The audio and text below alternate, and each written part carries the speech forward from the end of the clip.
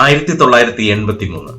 ഈ വർഷത്തെ പറ്റി പറയുമ്പോൾ നമ്മുടെ മനസ്സിലേക്ക് ഓർമ്മ വരുന്നത് ഒരു ചരിത്ര മുഹൂർത്തമാണ്.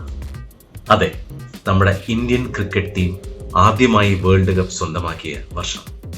അതേ വർഷം തന്നെ മറ്റൊരു ചരിത്ര സംഭവം കൂടി നടന്നിരുന്നു. ഒരു കാർ, ഒരു സ്വപ്നം, ഒരു വിപ്ലവം.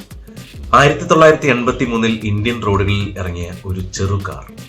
അത് വെറും ഒരു കാർ മാത്രമായിരുന്നില്ല, ഇന്ത്യൻ മിഡിൽ ക്ലാസ് സ്വപ്നങ്ങളുടെ പ്രതീകമായിരുന്നു. അതിന്റെ പേര് മാരുതി 800.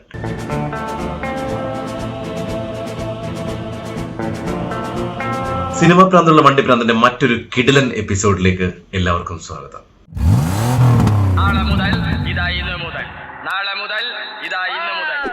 1970-കളിൽ ഒരു കാർ സ്വന്തമാക്കുക എന്നത് ഇന്ത്യൻ മിഡിൽ ക്ലാസ് കുടുംബങ്ങൾക്ക് ഒരു സ്വപ്നം മാത്രമായിരുന്നു. അന്ന് റോഡുകൾ ഭരിച്ചിരുന്നത് അംബാസിഡറും പ്രീമിയർ പത്മിനിയുമായിരുന്നു. ആ കാറുകൾക്കാകട്ടെ വിലയും കൂടുതൽ, ടെക്നോളജിയും പഴക്കം ചെന്നത്. അപ്പോൾ സഞ്ജയ് ഗാന്ധിയുടെ ഒരു സ്വപ്നമായിരുന്നു അഫോർഡബിൾ ആയിട്ടുള്ള ഒരു മോഡേൺ സ്മോൾ കാർ ഇന്ത്യയിൽ നിർമ്മിക്കുക എന്നത്. അങ്ങനെ 1971 മാരുതി മോട്ടോഴ്സ് ലിമിറ്റഡ് ആരംഭിച്ചു. പക്ഷെ അദ്ദേഹത്തിന്റെ അപ്രതീക്ഷിതമായ മരണത്തിന് ശേഷം ആ പദ്ധതി നിലച്ചു.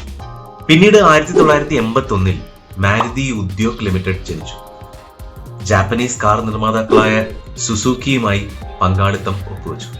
ഫലം മാരുതി 800. അങ്ങനെ 1983 ഡിസംബർ 14 അന്നത്തെ പ്രധാനമന്ത്രിയായിരുന്ന ഇന്ദിരാഗാന്ധി ആദ്യത്തെ മാരുതി കാറിന്റെ താക്കോൽ ഭാഗ്യശാലിക്ക് കൈമാറി. ഭാഗ്യശാലി? അതെ, ഭാഗ്യശാലി. ഹർപാൽ സിംഗ് എന്നൊരു ഇന്ത്യൻ എയർലൈൻസ് ജീവനക്കാരനായിരുന്നു ആ ഭാഗ്യശാലി. അങ്ങനെ പറയാൻ ഒരു കാരണമുണ്ട്. ഒരു നറുക്കെടുപ്പിലൂടെയായിരുന്നു ഹർപാൽ സിംഗിനെ അന്ന് സെലക്ട് ചെയ്തത്. കാരണം മാരുതി 800 ഒരു ഇൻസ്റ്റന്റ് സക്സസ് ആയിരുന്നു. വണ്ടിയുടെ പ്രൊഡക്ഷനേക്കാളും ഒത്തിരി കൂടുതലായിരുന്നു അതിന്റെ ഡിമാൻഡ്. അതുകൊണ്ട് തന്നെ ഒരു നറുക്കെടുപ്പിലൂടെയായിരുന്നു ഓരോ വണ്ടിയും ബുക്ക് ചെയ്തവർക്ക് അലോട്ട് ചെയ്തിരുന്നത്. ആദ്യത്തെ മാരുതി 800ന്റെ വില 47,500 രൂപയായിരുന്നു. ഫസ്റ്റ് ജനറേഷൻ മാരുതി 800, അതായത് 1983 മുതൽ 86 വരെ, ആ കാറിന്റെ രൂപം നമ്മൾ സാധാരണ കണ്ടിട്ടുള്ള മാരുതി 800ന്റെ രൂപത്തിൽ നിന്നും കുറച്ച് വ്യത്യസ്തമായിരുന്നു. SS80 എന്നായിരുന്നു അതിനെ വിളിച്ചിരുന്നത്. അത് സുസുക്കി ആദ്യത്തെ മാരുതി 800ന് കൊടുത്തിരുന്ന ചേസിസ് കോഡായിരുന്നു. ഈ വാഹനം ചില സിനിമകളിൽ നമുക്ക് കാണാൻ സാധിക്കും. 1989 പുറത്തിറങ്ങിയ നിയമം എന്ത് ചെയ്യും എന്ന സിനിമയിൽ നിങ്ങൾക്ക് ഈ വാഹനം കാണാം. ഈ സിനിമയിൽ ഈ വാഹനത്തിന് ഒരു സൺറൂഫ് കൂടിയുണ്ട്. SS80ക്ക് ഫാക്ടറി ഫിറ്റഡ് ആയിട്ട് സൺറൂഫ് ഉണ്ടായിരുന്നില്ല. അപ്പോൾ ഇത് അതിന്റെ ഓണേഴ്സ് പിന്നീട് ചെയ്തതാവാം. എന്തായാലും അന്നത്തെ കാലത്ത് സൺറൂഫ് ഒക്കെ ഒരു ലക്ഷറി ആയിരുന്നിരിക്കും, അല്ലെ? ഈ സൺറൂഫ് കണ്ട് ഞെട്ടിയിരിക്കുമ്പോഴാണ് 1992 പുറത്തിറങ്ങിയ ബോൽ രാധാ ബോൽ എന്ന ഹിന്ദി ചിത്രത്തിൽ ഋഷി കപൂറും ജൂഹി ചവളയും കൂടെ ഒരു പനോരമിക് സൺറൂഫ് ഉള്ള SS80യിൽ പാട്ടും പാടി വരുന്നത്. പിന്നെ 2023 പുറത്തിറങ്ങിയ മലയാള ചിത്രം മഹേഷും മാരുതിയിലും ഈ വാഹനം നിങ്ങൾക്ക് കാണാം. അത് പക്ഷെ സ്റ്റോക്ക് ആയിട്ടാണ് തോന്നിയത്, സൺറൂഫ് ഒന്നും കണ്ടില്ല. അപ്പൊ നമുക്ക് തിരിച്ച് ഹർപാൽ സിംഗിലേക്ക് വരാം. 1983 അദ്ദേഹം ഈ വാഹനം വാങ്ങിച്ചതിന് ശേഷം അദ്ദേഹം ഒരിക്കലും മറ്റൊരു വാഹനത്തിലേക്ക് അപ്ഗ്രേഡ് ചെയ്തില്ല. 2010 അദ്ദേഹം മരിക്കുന്നത് വരെ. അദ്ദേഹത്തിന്റെ മരണശേഷം ഈ വാഹനം ഒരു തുറസായ പാർക്കിംഗ് സ്ഥലത്ത് ഉപേക്ഷിക്കപ്പെട്ടു. അത് അവിടെ കിടന്ന് നശിച്ചുകൊണ്ടിരുന്നു. 2015 ഈ വാഹനത്തിന്റെ ചിത്രങ്ങൾ ഇന്റർനെറ്റിൽ പ്രചരിച്ചു. അത് കണ്ട് ഒട്ടേറെ വാഹന പ്രേമികൾ ഈ വാഹനം വാങ്ങാനുള്ള താല്പര്യം പ്രകടിപ്പിച്ചു. നമ്മുടെ സ്വന്തം മെഗാസ്റ്റാർ മമ്മൂക്കയും ആ കൂട്ടത്തിലുണ്ട് കേട്ടോ. പിന്നീട് മാരുതി തന്നെ ആ വാഹനം ഏറ്റെടുത്ത് ഒറിജിനൽ സ്പെയർസ് ഒക്കെ വെച്ച് അതിനെ റീസ്റ്റോർ ചെയ്ത് അതിപ്പോൾ മാരുതിയുടെ ഹെഡ് ക്വാർട്ടേഴ്സിൽ ഡിസ്പ്ലേ ചെയ്തിട്ടുണ്ട്. ഈ കാർ മറ്റേതെങ്കിലും സിനിമയിൽ നിങ്ങൾ കണ്ടിട്ടുണ്ടെങ്കിൽ നിങ്ങളൊന്ന് കമന്റ് ചെയ്യണം കേട്ടോ. Second generation Maruti 800. Second generation ആയപ്പോഴേക്കും നമ്മൾ കണ്ടു പരിചയമുള്ള മാരുതി 800ന്റെ രൂപത്തിലേക്ക് അത് മാറിയിരുന്നു. SB308 എന്നായിരുന്നു ഇതിന്റെ ചേസിസ് കോഡ്. പിന്നീട് അങ്ങോട്ട് കുറച്ച് കോസ്മെറ്റിക് ചേഞ്ചസ് അല്ലാതെ നമുക്ക് ഈ വാഹനത്തിന്റെ പുറത്തുനിന്ന് നോക്കിയാൽ മറ്റു മാറ്റങ്ങളൊന്നും കാണാൻ സാധിച്ചിരുന്നില്ല. ഈ വീഡിയോയിൽ ഞാൻ കൂടുതൽ ടെക്നിക്കൽ ആയിട്ടൊന്നും സംസാരിക്കാൻ ഉദ്ദേശിക്കുന്നില്ല, കാരണം ഓൾറെഡി നെറ്റിൽ അവൈലബിൾ ആയിട്ടുള്ള ഇഷ്ടംപോലെ വീഡിയോസിൽ അതെല്ലാം ഉണ്ട്. ഈ സെക്കൻഡ് ജനറേഷൻ മാരുതി 800 നമുക്ക് ഒട്ടനവധി മലയാള സിനിമകളിൽ കാണാൻ സാധിക്കും കേട്ടോ. 1987 വന്ന 20ാം നൂറ്റാണ്ട് എന്ന സിനിമയുടെ ആദ്യം ലാലേട്ടൻ ഒരു സെക്കൻഡ് ജെൻ മാരുതി കാറാണ് സ്റ്റിക്കറൊക്കെ ഒട്ടിച്ച് ഒരു റാലിയുടെ ഇടയിൽ കൂടെ ഓടിച്ചുകൊണ്ട് വരുന്നത്. ആ റാലി നിങ്ങൾ ശ്രദ്ധിച്ചാൽ നിങ്ങൾക്ക് മനസ്സിലാവും മാരുതി 800-നേക്കാൾ മറ്റ് വാഹനങ്ങളായിരുന്നു നിരത്തിൽ കൂടുതലെന്ന്.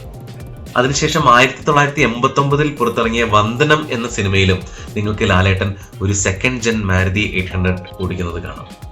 പിന്നീട് 1993 മലയാളത്തിലെ ഏറ്റവും മികച്ച സിനിമകളിലൊന്നായ മണിച്ചിത്രത്താഴിൽ സുരേഷ് ഗോപിയുടെ വാഹനമായി കാണിക്കുന്നതും ഒരു സെക്കൻഡ് ജെൻ മാരുതി 800 ആണ്. ആ സമയമായപ്പോഴേക്കും മാരുതി എന്ന് പറഞ്ഞാൽ മാരുതി 800-നെ ആയിരുന്നു ആൾക്കാർ ഉദ്ദേശിച്ചിരുന്നത്. പിന്നീട് അങ്ങോട്ട് റോഡിലെ 10 വാഹനങ്ങൾ എടുത്താൽ അതിൽ 6ഉം മാരുതി 800 ആയിരുന്നു. 2000 ആയപ്പോഴേക്കും കാർബറേറ്റർ എഞ്ചിൻ മാറി MPFI എഞ്ചിൻ വന്നു. കിട്ടിയത് better mileage, better power, better emission control. പിന്നെ അതേവരെ 4 സ്പീഡ് മാനുവൽ ട്രാൻസ്മിഷൻ ആയിരുന്ന മാരുതി 800-ൽ 5 സ്പീഡ് ഗിയർ ബോക്സ് വന്നു. പിന്നെ 1987 മാരുതി 800-ൽ ഒരു 3 സ്പീഡ് ഓട്ടോമാറ്റിക് ഗിയർ ബോക്സ് വന്നിരുന്നു. അത് പക്ഷെ ഭയങ്കര റയർ ആയിരുന്നു. ഓർഡർ അനുസരിച്ച് മാത്രമാണ് ആ വാഹനം നിർമ്മിച്ചിരുന്നത്. അംഗവൈകല്യമുള്ളവരെ ഉദ്ദേശിച്ചാണ് മാരുതി അങ്ങനെ ഒരു സ്റ്റെപ്പ് എടുത്തത്. അതായിരുന്നു ഇന്ത്യയിലെ ആദ്യത്തെ ഓട്ടോമാറ്റിക് വാഹനം. 3rd ജനറേഷൻ 2005 മുതൽ 2014 വരെ. 3ാമത്തെ ജനറേഷൻ ആയപ്പോഴേക്കും ഇന്ത്യയിലെ ഏറ്റവും കോമൺ ആയിട്ടുള്ള ഒരു വാഹനമായിരുന്നു മാരുതി 800. അതുകൊണ്ട് തന്നെ അതൊരു സ്പെഷ്യൽ പ്രോപ്പർട്ടി ആയിട്ട് സിനിമകളിൽ യൂസ് ചെയ്യേണ്ട ആവശ്യം ഉണ്ടായിരുന്നില്ല. പക്ഷെ നമുക്ക് ഒട്ടുമിക്ക സിനിമകളിലും ആ വാഹനം കാണാനായി. ഒടുവിൽ 2014 BS4 പോലെയുള്ള സ്ട്രിക്റ്റ് എമിഷൻ സ്റ്റാൻഡേർഡ്സ് മീറ്റ് ചെയ്യാൻ സാധിക്കാതെ വന്നപ്പോൾ മാരുതി 800-ന്റെ നിർമ്മാണം കമ്പനി നിർത്തലാക്കി. ഇപ്പൊ BS6 വന്നപ്പോൾ പല നിർമ്മാതാക്കളും ഡീസൽ വണ്ടികൾ നിർത്തിയ പോലെ.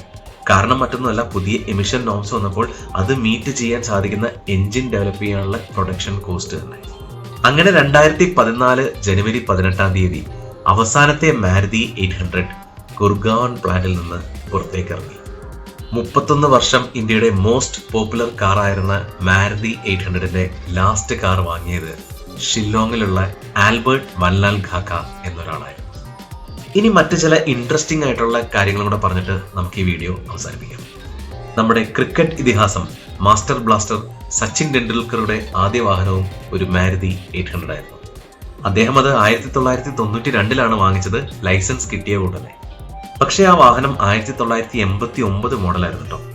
സച്ചിൻ സെക്കൻഡ് ഹാൻഡ് എടുത്താ? അത് എനിക്കും ഒരു സംശയമുണ്ട്, അറിയാവുന്നവർ കമന്റ് ചെയ്യുക. പിന്നെ കുറച്ച് നാളുകൾക്ക് മുന്നേ സച്ചിൻ ടെണ്ടുൽക്കർ പറഞ്ഞു, എന്റെ ആദ്യത്തെ വാഹനം ഒരു മാരുതി 800 ആയിരുന്നു, അതിപ്പോ എന്റെ കൂടെ ഇല്ല, എനിക്കത് തിരിച്ചു കിട്ടിയാൽ കൊള്ളാമെന്നുണ്ട് എന്നൊക്കെ. അതേ വാഹനം തന്നെ കിട്ടിയില്ലെങ്കിലും യൂസ്ഡ് കാർ പ്ലാറ്റ്ഫോമായ സ്പിന്നി 1989 മോഡൽ മാരുതി 800 ഒരെണ്ണം കണ്ടുപിടിച്ച് അത് റീസ്റ്റോർ ചെയ്ത് സച്ചിന്റെ ആദ്യ വാഹനം പോലെ തന്നെ ആക്കി സച്ചിന് കൊടുത്തു. പിന്നെ ഈ അടുത്ത 1-2 വീഡിയോസിൽ മാരുതി 800-ന്റെ എഞ്ചിൻ സ്വാപ്പ് ചെയ്ത് ഡീസൽ എഞ്ചിൻ വെച്ചിരിക്കുന്നത് കണ്ടു. ഡൈഹാറ്റ്സുന്റെ 1 ലിറ്റർ ഡീസൽ എഞ്ചിനാണ് അതിൽ വെച്ചിരിക്കുന്നത്. 30 കിലോമീറ്റർ മൈലേജ് കിട്ടുന്നൊക്കെയാണ് അതിന്റെ ഓണേഴ്സ് പറയുന്നത്.